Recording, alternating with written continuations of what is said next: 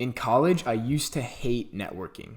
I remember going to these networking events in college or these career fairs where everybody would get dressed up in these khakis, these polos. They'd wear fake smiles and they'd act like they wanted to be there, myself included. And you'd walk around from table to table. You'd check out these random companies that you knew nothing about. And you'd try to make a good impression on a recruiter that really had no say in if the company could hire you or not. If you got lucky and if you were somewhat impressive, maybe you would get lucky and leave with a business card or an email address, right? The odds of getting a job from a networking event in college were not very high.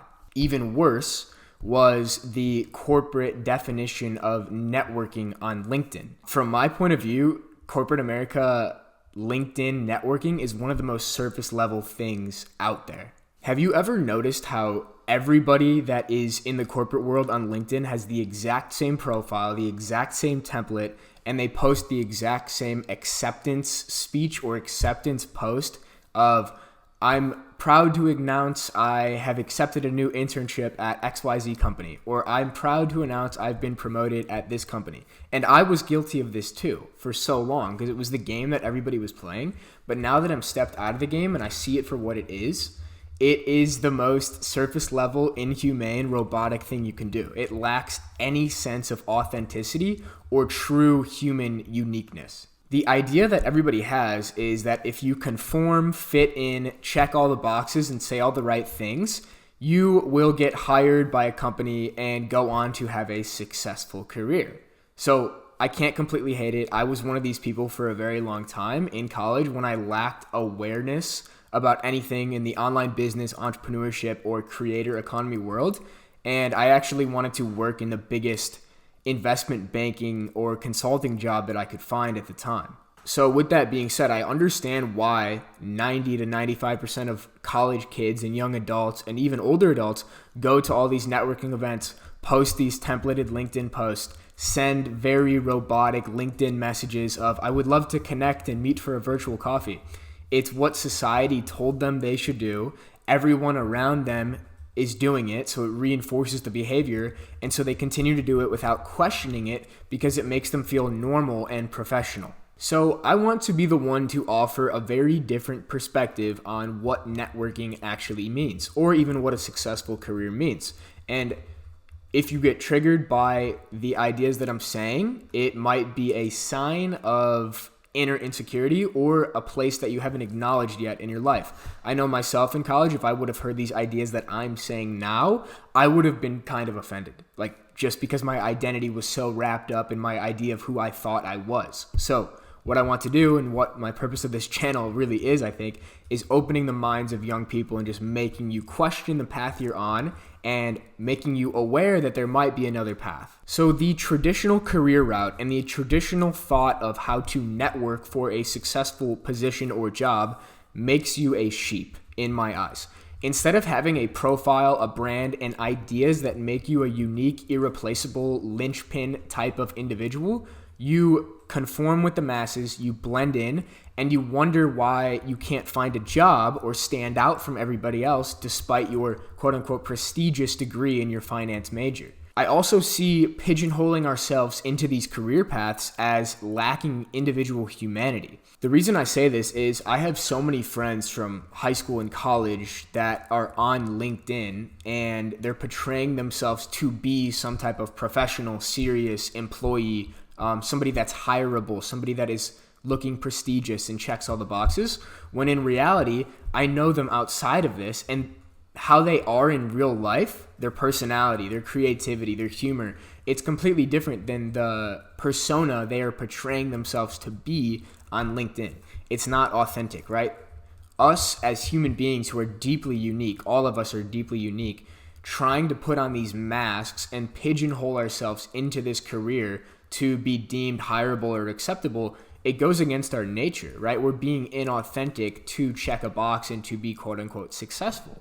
And for whatever reason, this has always annoyed me ever since I stepped outside of this game and started playing this new entrepreneurship online business creator game, because I see these friends from my old life and I know how creative they are. I know how funny they are. I know how unique they are. And they are pushing all of that uniqueness aside, or they're suppressing it to fit this role that society said they should fit in. And I know that if they were playing a different game, that they would thrive financially, creatively, spiritually even. The thing is, human beings were not meant to wear collars around our necks, put on fake smiles, and sit in a box under fluorescent lights 8 hours a day for 40 years. It's not our natural state of being. If you would have told our ancestors that that is the life that most people want to live or aspire to live, they would think you're crazy. We're so disconnected from our natural state of living. We're so disconnected from our creative nature. Everybody in society, including myself and including you watching, is putting on some sort of act. We put these labels on ourselves. We put on the label of, I'm an investment banker, I'm an accountant, I'm a lawyer, I'm a creator, I'm a YouTuber, I'm a writer, whatever. No, you're not. That's the thing. You are not those things. At your truest, deepest nature, you are a deeply multifaceted, unique being of the universe. You are actually a physical manifestation of nature. You are not different or separate from nature, but you arise out of it. So I want you to conduct this thought experiment. Imagine trying to squeeze nature or the universe into a career or a cubicle, right? Trying to squeeze a human being into a confined career and a confined office is like trying to squeeze a square peg into a round hole. It goes against our nature. And I have the belief, and this is probably unconventional, but it's one I hold, is that in the next couple hundred years, people will look back at the industrial age and the 9-to-5 corporate grind and sitting in a box for 8 hours a day with the same distaste that we look back now with human slavery in America. And that might be radical, but I do see this 9-to-5 workplace as taking away from our natural state of being. It takes away from our individual freedom. And it is more mental slavery, whereas slavery a couple hundred years ago was more physical slavery. It's just a gradual evolution of individual human beings becoming more free over time. We are all inherently extremely creative at our core. We are meant to explore, to pursue our curiosity, and to push into the unknown and discover new things about the world and ourselves. It is against our nature to connect on this surface level with other people and deem it networking, where it's really just a transactional relationship, right? Luckily, the creator economy may be our solution to surface level networking and surface level work to deeply meaningful connections and deeply meaningful work that really impacts humanity. The internet has massively broadened the possible space of careers. Most people haven't figured this out yet. That is a quote from Naval Ravikant. So up until about 10 years ago, before social media, the internet was very prevalent for work, it paid to fit in and conform. To work at a factory or to work at a monotonous corporate blue-collar job, being a unique individual with your own eccentricities would actually be more likely to get you fired than it would be to get you promoted. But now with the internet and social media, it actually pays to be unique. Any individual with a niche interest or obsession can make a full-time living from that interest. There are 5.3 billion people online today, with another 190 million joining each year. And if we break down the math, you only need 1,000 people paying you $10 a month to make $120,000 a year. That's 1,000 people out of 5.3 billion. Which, if you do the percentage, it's 0.0000018%. That is the amount of people you need to be interested in the same things you are to make a full-time living as a creative on the internet. Before the internet, it was common knowledge that you were about 6 or 7 connections away from anyone on the planet. But with the internet and social media, that number is closer to 2 or 3. And we cannot intellectually grasp the power of this shift in terms of a connection and networking standpoint. Now, instead of being confined to your city or your town or your college for work, you can tap into this worldwide digital society which has no geographical boundaries. You can become friends, business partners, and sign clients from every corner of the world. This shift is completely unprecedented. Now your business card is your social media account, your resume is your landing page, and your letters of recommendation are your testimonials. And a quick note, if you want help building your digital resume, creating your niche of one, and making a full-time living from the internet, consider joining my Creator Catalyst program in the month of March.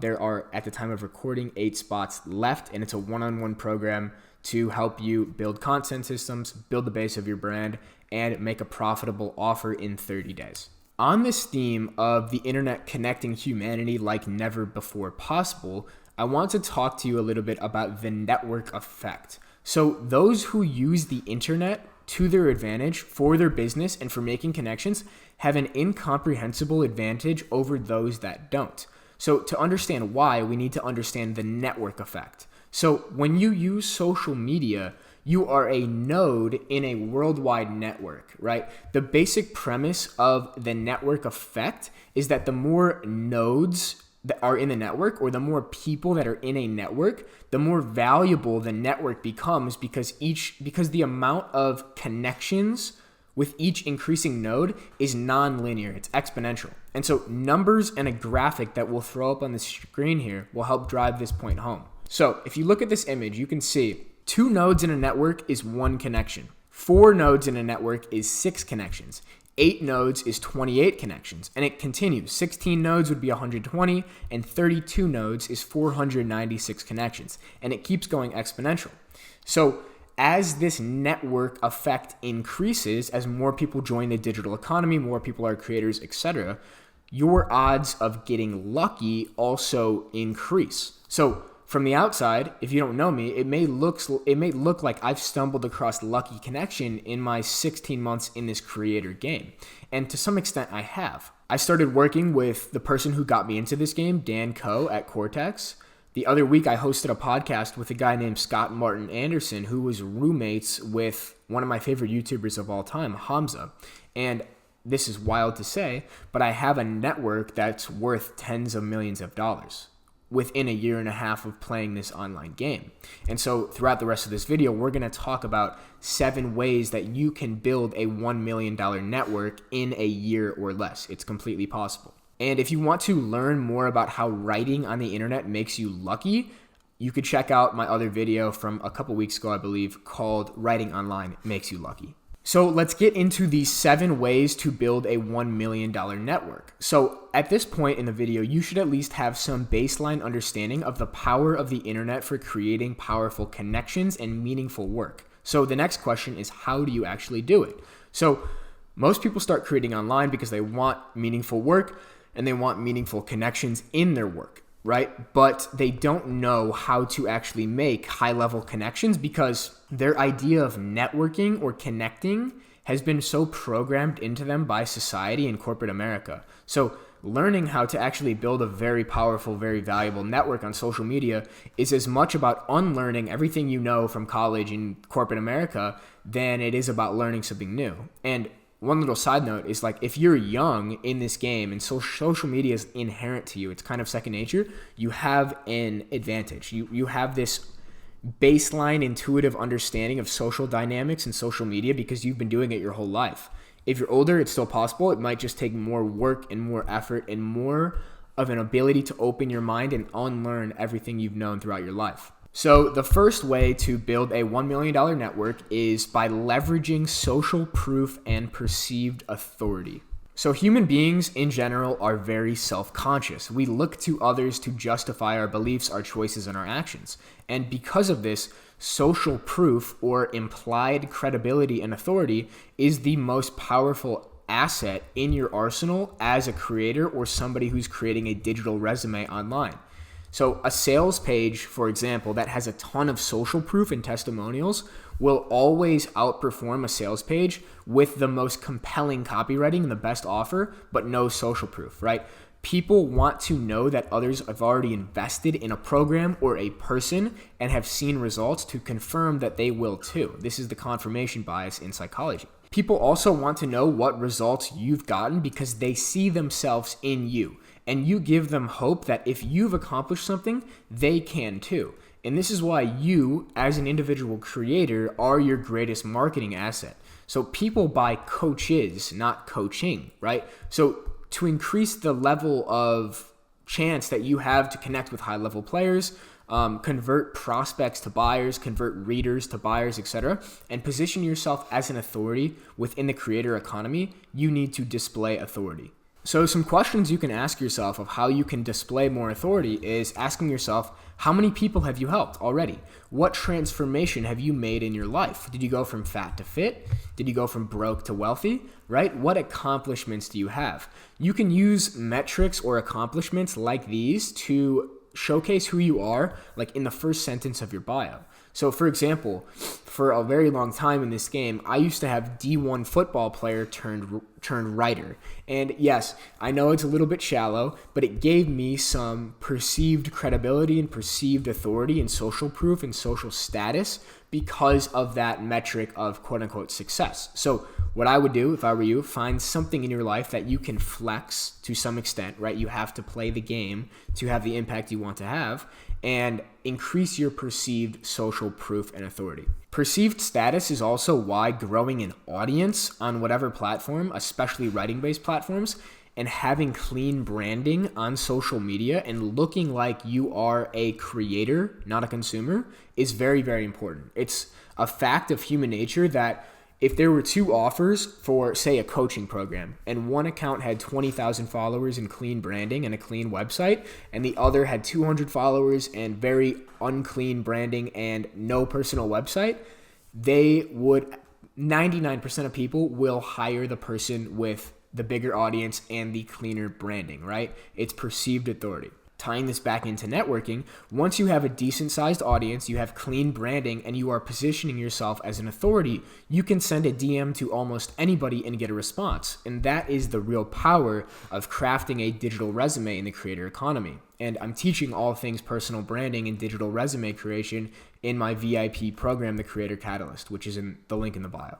The next thing you have to learn to build a $1 million network is mastering the DMs. So most people suck at DMs, and then they wonder why they never make high-level connections, they never close clients, and they never find their tribe or community in the online space. So before we get into what actually makes up a good DM, let's talk about what to avoid. So things you don't want to say to somebody new who you're sending a message to on any social media platform is, hey, or what's up, or I have a question. That's the worst.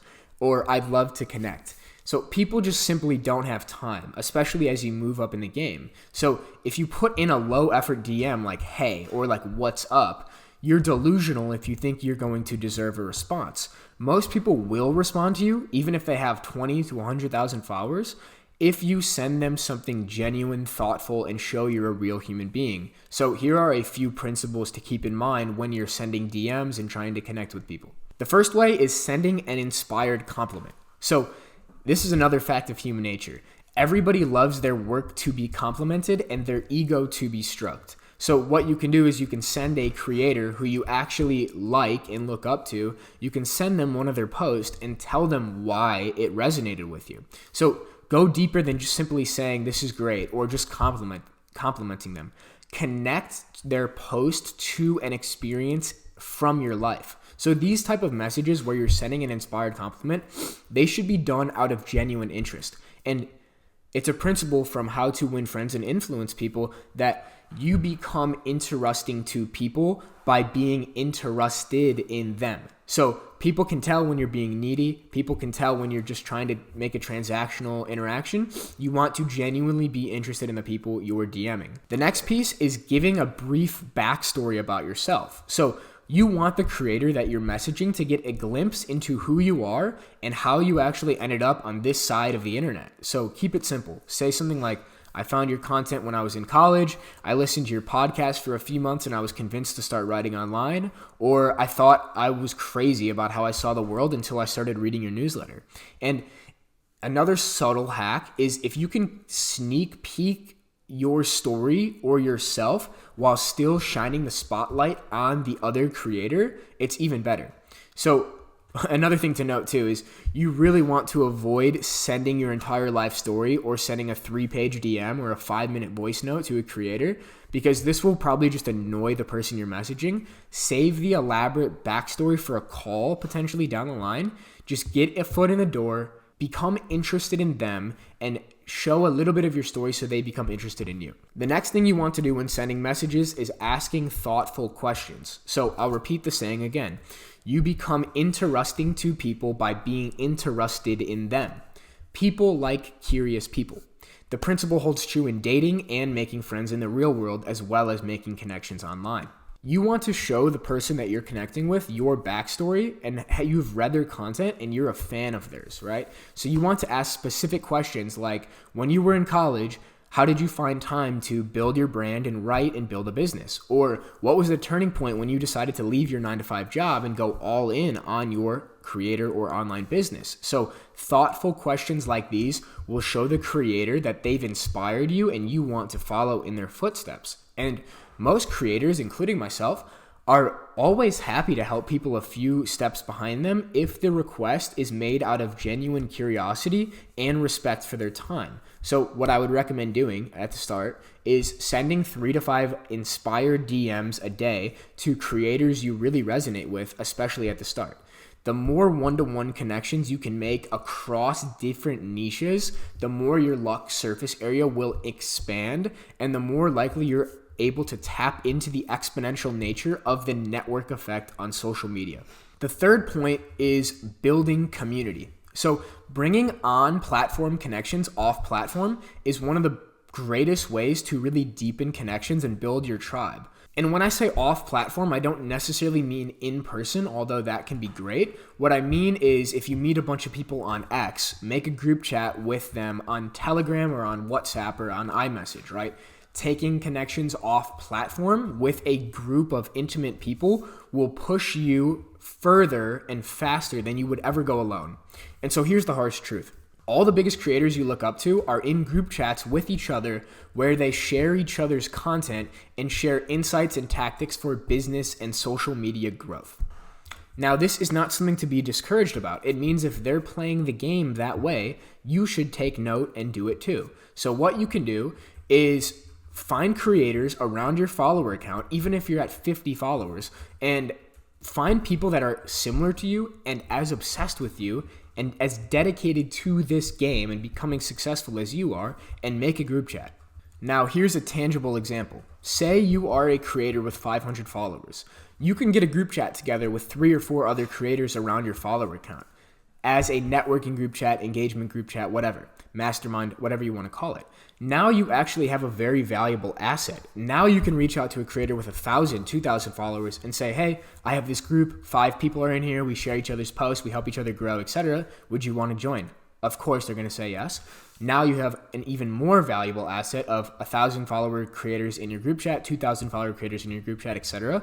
Now you can ask a 5,000, a 10,000, etc. And so you can kind of level your way up in the game by being the person who takes responsibility and adopts the role of a leader in the group, right? You can't sit back on the sidelines and expect to build $1 million network. You have to be the one to take initiative and action and be the leader that forms these tribes. Also, side note, you don't have to limit yourself to one group. This is not high school, right? You can be friends with everybody in the space. If you're curious and open-minded, you can be friends with the meathead fitness dudes to the nerdy tech bros and to the esoteric spiritual philosophers, right? Why would you limit the people you talk to? They're going to expand your understanding of reality and they're going to expand and increase your odds of success because you're tapping into different networks. So connect with everybody, form tribes, be a leader.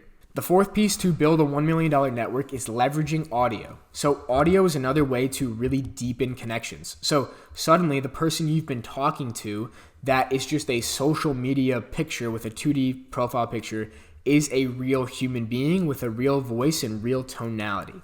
Psychologically, hearing somebody speak gives you a sense of knowing them at a deeper level than just texting. This is why you actually get the chills or your hairs stand up on your arm when your crush sends you a voice note, right? You feel something deeper when they send you an audio note rather than just a text. So here are a couple ways to leverage audio.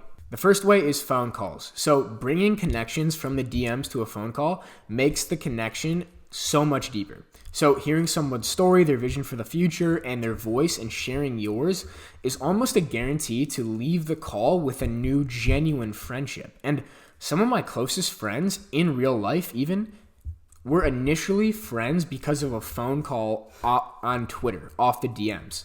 And if you get on a Zoom call or a video call, the connection's even deeper because now you're seeing their face. So at the beginning of your journey, when you don't know what you're doing and you're trying to build your network from the ground up, I would recommend hopping on as many calls as possible with people across different niches. Again, like during my first few months, I was hopping on 20 to 25 calls a week with literally any creator who wanted to talk. This gave me a holistic understanding of the creator space. It helped me learn about different paths I could pursue, and it helped me build this cross-niche network. But eventually, once you start to figure it out, you have leverage and authority, and you have projects to build. Be ruthless with your time and don't hop on calls anymore. Like as Naval says, be too busy to do coffee while keeping an open calendar. The next piece for leveraging audio is using voice notes. So sometimes if it's hard to hop on a call with people because you're guarding your time, it's hard to sync up, or like you're living in different time zones, a great way to deepen a connection without having to sync up for a phone call is just sending voice notes, right? If you're selling something, also, little side note, sending voice notes is a great way to build trust with a prospect, and it also will save you time by not manually writing all these DMs or messages all at once. Also, another subtle tip is I would recommend bringing your connections to Telegram or WhatsApp because you can play voice notes on 2 to 2.5x speed, whereas like on X or Instagram, you can't speed up voice notes. And another thing to note is to not start a conversation, especially in the social media DMs with a voice note. Like if somebody sends me a 2-minute voice note as the first DM, there's close to a 0% chance that I'm taking the time to listen to that unless I already know who it is. So have some self-awareness. Keep in mind that people are busy, especially as you try to connect with higher level creators. The third way to leverage audio, and arguably the most powerful in my eyes, is starting a podcast. So starting a podcast is the most underrated and underutilized networking tool in the entire game. There's no better way to develop deep connections, especially with the people ahead of you, than inviting them on a podcast. Also, having a podcast, again, like starting a group chat, increases your buying power. So say you have 1,000 followers. Asking a creator with 100,000 followers or even 50,000 followers to get on a phone call for free with you, it's pretty unlikely, right? They're busy. They probably charge a couple $100 for an hour of their time, etc. But what you can do is you can incentivize them to hop on an hour to 90-minute call with you in the form of a podcast because you're going to post that. And a podcast has infinite leverage. So you post it once, it will live on the internet forever, right? Also, people love showing their stories and telling about themselves because they know it's beneficial to them because their fans are going to listen to it and they're eventually maybe going to become buyers themselves. So you can help people get their name out even more by starting a podcast. Also, another note on a podcast is you don't have to be the next Joe Rogan or Chris Williamson. You don't even need a camera, a microphone, or any type of recording software. So most people that want to start a podcast, they never take the step because they imagine it's going to be way harder than it actually is. And they make problems up in their head that don't even exist yet. And so for context, I've recorded all 50 to 60 of my podcasts, which have resulted in $1 million network and creating life-changing opportunities with AirPods and a Zoom account. And this microphone that I got for $50 on Amazon, right? You don't need a huge recording studio. You just need to start. You just need to get a Zoom account and press record and upload it to YouTube. It's not as hard as you think. It doesn't have to be perfect. Just to drive this point home too, a couple of things that I've gotten from doing these unedited Zoom podcasts are $50,000 plus of ghostwriting work opportunities, an ayahuasca trip in the jungle of Costa Rica with lifelong friends, a massive uptick in my speaking and listening skills, an apartment that I'm living in for 4 months from a podcast guest in Austin, Texas, and increased social confidence, which is translated to all areas of life because I used to have crippling social anxiety. And if someone were to ask me if I could attribute any quote-unquote success to anything in the past year, it's been the podcast with zero hesitation because of the network effect. So with a podcast, you don't have to be the next Joe Rogan. You just need to start. The fifth way to build a $1 million network is buying access. So When you buy coaching or a cohort from another creator, you aren't just buying information. You're buying access to the coach and his network. So the secondary effects of this connection cannot be understated. Say the coach has anywhere from 10,000 to 100,000 followers. If he retweets you, you increase your reach from 100 followers to 100,000 followers, depending on the coach's audience, right? Or the coach tells you the inside secrets and gives you all the specific knowledge that they've learned over years of playing the game in a 1-month program.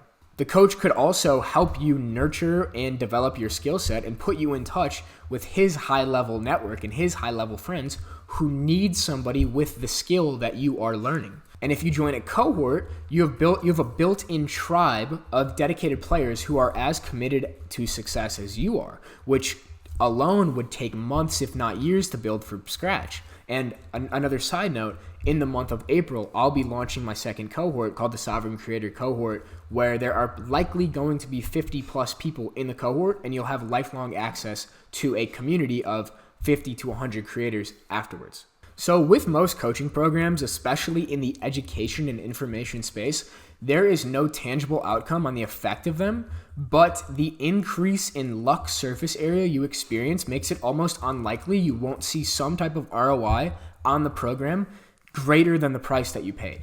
So for some additional context on how this can actually play out in real life, let me give you a tangible example of how I've experienced buying access to a coach that has changed my life. So in June 2023, about 7 or 8 months ago, I was stuck. I was ghostwriting full-time, making 4 to 7K a month, depending on the month, and I was working 2 hours a day, but I felt very deeply unmotivated, unfulfilled, and burnt out because I wasn't pursuing anything new. And so I realized I wanted to start coaching and serving people. And so what I did is I dropped $1,000, which at the time felt like an insane amount of money, into Justin Scott's Absolute Abundance Academy, right? Once I joined that program and implemented what he taught and became friends with Justin, I started to see good results. I started to become a good asset for him in terms of a testimonial because I'd seen results after joining his program.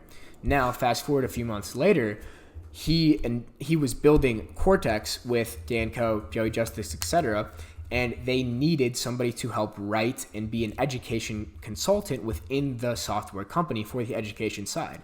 Because Justin knew me, we'd become somewhat of friends, and he knew I knew the game well. He offered my name to the rest of the team and said, I think Jack would be a good fit. Now, I am in a program at Cortex that if you would have told me a year ago I'd be working with Dan Coe, it would have been impossible, but it's because I expanded my luck surface area and took action by paying for access to a network. So the point is, you never know how a connection is going to come full circle. You just need to take a step, be willing to invest in yourself in whatever capacity, and put faith in the universe that things will come full circle if you are investing in yourself. The sixth way to build a $1 million network is a 3-part thing. So I like to call it finding a third door. From my perspective, there are 3 doors to the top when it comes to any level of success. So door 1 is the typical route. So it's go to college, get good grades, get an internship, stack your resume, get hired for an entry-level position, work your way up the corporate ladder, reach the top after 10 to 30 to 40 years. So this route is fine if you want to take it. You know, I don't, but 99% of people go this path. So there is endless competition. I know friends who are seniors in college, and I would be a senior in college if I didn't start doing this stuff, with finance and marketing degrees from really good colleges that can't find a job because there's too many people competing for the same thing. So if you want to go this path, the door 1, the typical route, fine, but I don't like your odds. Door 2 is for the ambitious risk takers. So door 2 is saying, screw the job, screw the company, I'm going to go start my own thing. So door 2 is entrepreneurship. So it's probably about 1% of people who go this path after college. So there's actually less competition, but the likelihood of success is also pretty low. 90% of startups fail within the first 5 years. If you decide to go the entrepreneurship route, I really respect your ambition and vision, and I'm doing it too to some capacity, but I'll offer a caveat here in a second. But This is why I recommend pairing an entrepreneurship pursuit with a personal brand in the creator economy, because it allows you to pivot at any time without locking yourself into one business model or niche. Your niche and business evolve as you evolve when you are operating as a one-person business, as a personal brand in the creator economy with a digital resume. Door 3 is the apprenticeship route. So here's another quote from Naval. Specific knowledge cannot be taught in schools. It must be acquired through experience or an apprenticeship. If you can find a way to work under the people you look up to, you're in the best position possible, especially if you're young. If you have to work for free, but you're exposed to people 10, 20 steps ahead of you, who you can observe, soak in the knowledge, you're getting an absolute steal. So an example of this is when Warren Buffett, the legendary investor, asked the other legendary investor, Benjamin Graham, to work for him for free. Benjamin Graham told Warren Buffett, "You're overpriced." Now he still ended up hiring him, but it proves the point. So if you're young, if you can find an apprenticeship, you are in the best position possible. If you're young, you're in a season of learning and not earning. And I need to remind myself of this too. If you can get paid to be around people ahead of you, even better. Again, for context, I've utilized door 2 by starting my own creator business, but I'm also in door 3 by working under people that are my mentors like Dan Coe and Joey Justice at Cortex. And don't tell them, but I would do it for free, because the amount that I'm learning from observation is incredible. Again, don't tell them. The 7th and final way to build a $1 million network on social media is the mere exposure effect. The mere exposure effect is a principle in psychology that states the more that a subject is exposed to a neutral stimulus, the more they gravitate towards liking it. So, in simple English, the more someone becomes familiar with you, the more they'll naturally gravitate towards liking you. So familiarity breeds likability. To leverage this, these are a few things that you should do when creating a digital resume. You should have consistent branding everywhere. You should use the same name, profile picture, headline, etc., emojis, colorways, all of this stuff. Every platform, including messaging platforms, right? You want to show up regularly in comment sections. You want to maybe sit in on Twitter Spaces even if you're not listening. You want to be omnipresent across platforms if you know how to build a system for it. You want to mix up long form and short form content. So one last thing to note on this in terms of psychology is becoming a master of psychology is the greatest piece of advice that I can give for building a network or becoming successful. If you understand other human beings, you will be successful in some capacity, I promise. Those were the 7 ways to build a $1 million network. The last thing I want to touch on is how to overcome resistance to networking.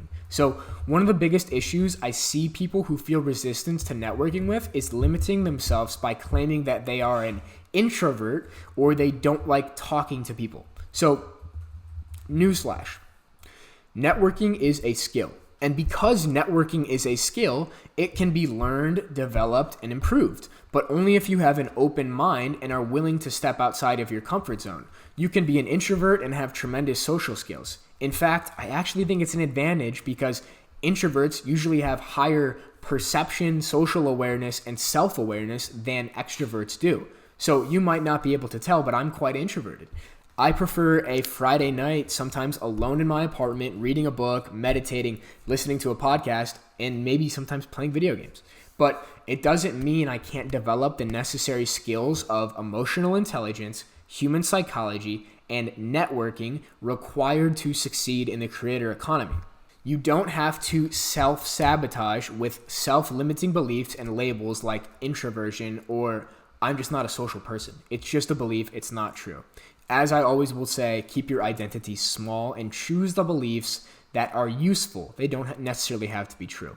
So to recap, the 7 ways to build a $1 million network on social media is social proof and perceived authority, mastering communication through the DMs, building a community and being a leader.